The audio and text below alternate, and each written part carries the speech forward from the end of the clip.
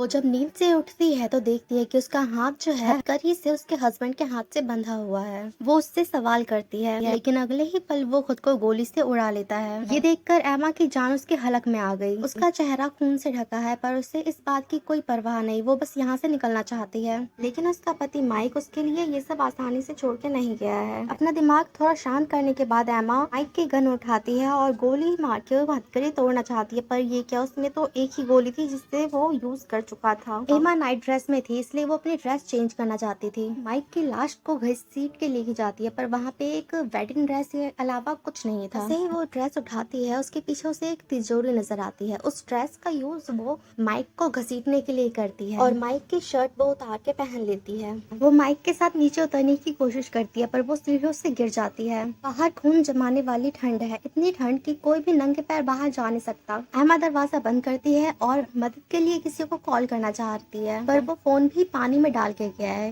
Phone पानी से बाहर निकालती है पर उसका डिस्प्ले खराब हो चुका है इसलिए फोन चलता नहीं है। वो वहाँ चाकू तलाश करती है पर वहाँ से हर एक चीज गायब थी। पर माइक की सारी कोशिशों के बाद भी उससे एक गलती हो गई। वो गाड़ियों की चाबी छुपाना भूल गया था जो उसे मिल जाती है। वो अपने पैरों में कपड़ा बांध लेती है और उसकी लाश को घसीटते हुए गैराज तक लेके जाती है। वो माइक को उठाकर किसी तरह कार में डालती है, लेकिन शायद उसने माइक को थोड़ा हल्के में ले लिया था। हालांकि कार चालू हो गई है पर वो आगे नहीं जा सकती क्योंकि माइक ने पहले ही उसका सारा पेट्रोल निकाल दिया था। अब अचानक से कार में माइक के पहले से रिकॉर्डेड आवाज सुनाई देती है। दरअसल आज इनके शादी की पहली सालगिरह थी। इस साल माइक जो एक बड़ा वकील था वो नई ऊंचाइयां छू रहा था और एमा से बेवफाई करने लगा था। लेकिन एमा भी कम नहीं थी, वो भी माइक के अंडर काम करने वाले जैक के साथ रिलेशन में थी। इस रिकॉर्डिंग से पता चलता है कि माइक को पहले से ये सब पता था। माइक एमा से बदला लेना चाहता है। माइक की बॉडी खींचते हुए फिर से घर में आ जाती है, अपना मुंह धोती है। फिर वो स्टोर रूम में जाती है पर वहाँ पे माइक ने पहले ही सारे टूल्स हटा दिए थे। अब अचानक से दरवाजे खटखटाने की आवाज आती है। ये जैक है। वो एमा को बताता है कि मुझे तुम्हारे फोन से एक मैसेज आया था जिसमें तुमने मुझे मिलने के लिए यहाँ बुलाया था। एमा समझ जाती है कि ये भी माइक की प्लानिंग का एक पार्ट है।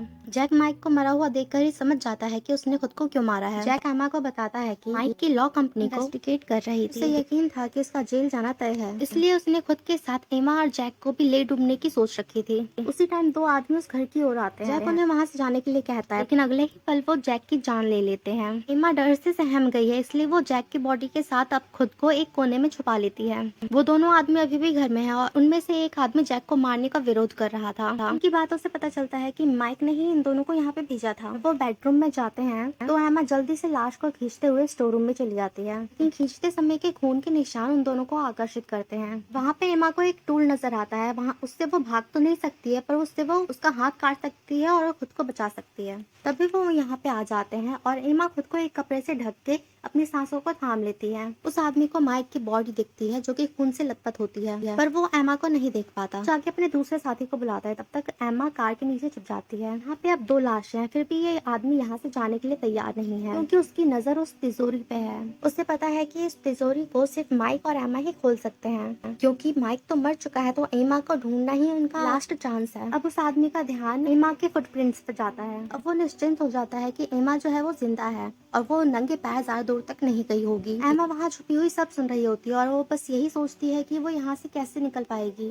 एमा ठंड से बचने के लिए पैरों पे कपड़ा बांधती है। उसकी नजर पेट्रोल टैंक पर पड़ती है जिसकी मदद से वो यहाँ से निकल सकती है। उधर कातिलों को पता चलता है कि इस लॉक को खोलने के लिए न केवल पासवर्ड बल्कि फिंगरप्रिंट्स भी चाहिए होते हैं, तो वो आपस में काम बांट लेते हैं। एक की बॉडी लेने जाता है तो दूसरा एमा को ढूंढने जाता है। एमा छिपते छिपाते किसी तरह कार के पास पहुंच जाती है और जल्दी से पेट्रोल कार में भरने लगती है। पर इससे जो आवाजें हो रही थी वो उस आदमी का ध्यान आकर्षित करती है जिससे कि वो वहां आता है। उसे देखकर एमा कार के पीछे छिप जाती है लेकिन एमा के उम्मीदों पर पानी फेर देता है टायर को पंचर करके। मौका पाकर एमा वहां से निकल जाती है। वो जल्दी से एक प्लेसमेंट में खुद को छुपा लेती है लेकिन इत्तेफाक से उस आदमी की नजर उस पर पड़ जाती है। वो एमा को ढूंढने यहाँ भी चला आता है। एमा के पास कुछ सोचने का भी समय नहीं है। वो नंगे पैर सीढ़ियों से ऊपर चली जाती है लेकिन ऊपर भी अब छुपने की कोई जगह नहीं बची है। वो उस आदमी को ऊपर आते हुए देखती है। अब एमा को एक तरकीब सूझती है। वो कार की चाबी से कार का अलार्म चालू कर देती है जो सुनकर वो दोनों वहाँ से चले जाते हैं। अब उसे जैक के जूते और कपड़े लेने का मौका मिल जाता है। वो एक स्टिक से उस आदमी पर अटैक करती है। अटैक इतना जोर से था कि वो नीचे गिर जाता है। दूसरा आदमी भी वहाँ आता है पर वो भी उसके वार से नहीं बच पाता। अब एमा जल्दी से जाके कार में बैठती है। वो जैसे ही कार स्टार्ट करने वाली होती है वो आदमी आता है और उसे रोक लेता है। एमा को मार के बेहोश कर देता है।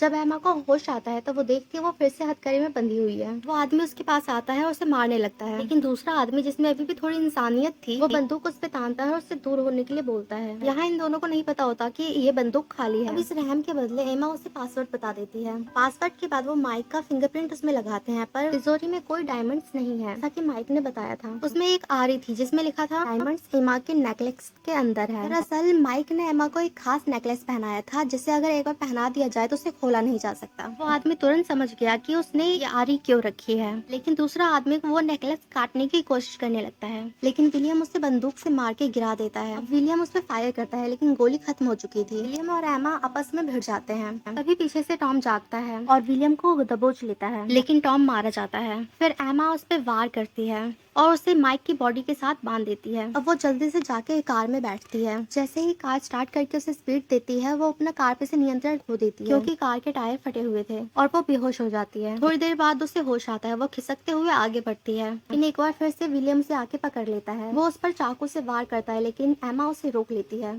चाकू उठा के विलियम के सीने में मार देती है। तभी अचानक से वह टूट जाती है। विलियम माइक की बॉडी के साथ पानी के अंदर जा रहा होता है, लेकिन विलियम अभी भी एमा को आसानी से छोड़ने वाला नहीं था। उसने उसे अंदर खींच लिया था। एमा उसकी आंखों में चाकू घुसा देती है और किस तरह टायर के ऊपर आ जाती है। वो मरने ही वाली थी, तभी उसका हाथ बर्फ के कमजोर परत पे जाता है और उसे तोड़ के बाहर आ जाती है। वो बाहर आते ही अपनी वेडिंग रिंग उतार के फेंक देती है। लोग कहते हैं कि शादी प्यार की कब्र होती है, लेकिन इसके लिए वो कब्र से भी बहुत ज्यादा भयानक था।